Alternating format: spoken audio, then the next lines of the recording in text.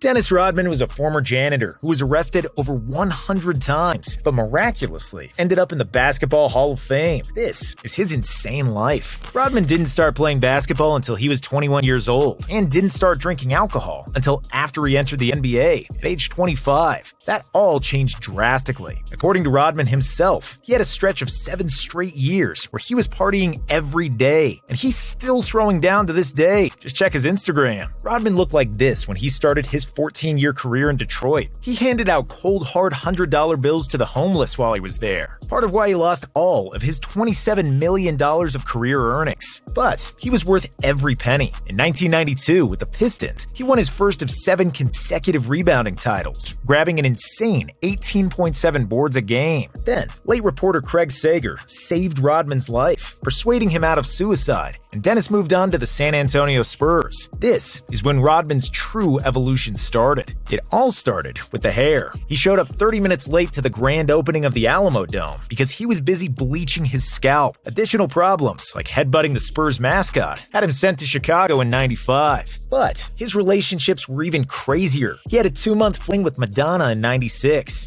dated and married Carmen Electra in '98, but they divorced 6 months after their wedding. Rodman has been married 3 times, all ending in divorce, and with him owing over $800,000 in child support.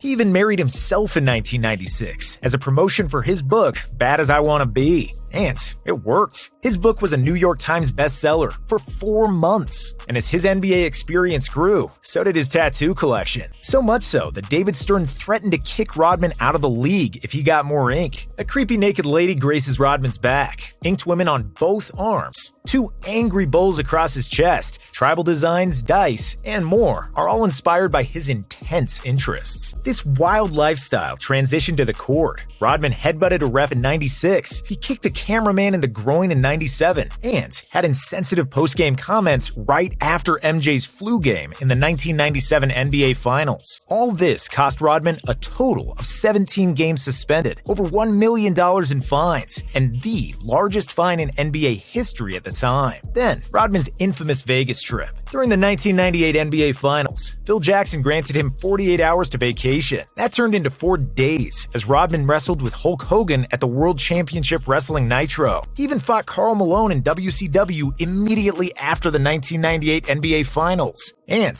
he didn't limit his parties to Vegas. Rodman crashed a Pearl Jam concert in Dallas in 1998, staying on stage for 45 minutes with no shirt, no shoes, while swinging a wine bottle before getting kicked off stage. But no matter how much he partied, he always came to play the next day. Rodman would show up hungover to games and casually grab 20 rebounds. He bounced around the league after Chicago, even living with Mark Cuban during his 12-day stint with the Mavs, and made attempts to return to basketball in the mid-2000s, playing in Mexico, Finland, and more. Rodman now cruises around in a gold Lamborghini Gallardo, frequents the strip club, Starbucks, and Equinox. He's also made public appearances and TV cameos, most recently in a Planet Fitness ad with William Shatner and Angry Reactions. Oh, and he has a well-documented friendship with Kim Jong-un. As the most polarizing Hall of Famer ever, there truly will never be another Dennis Rodman.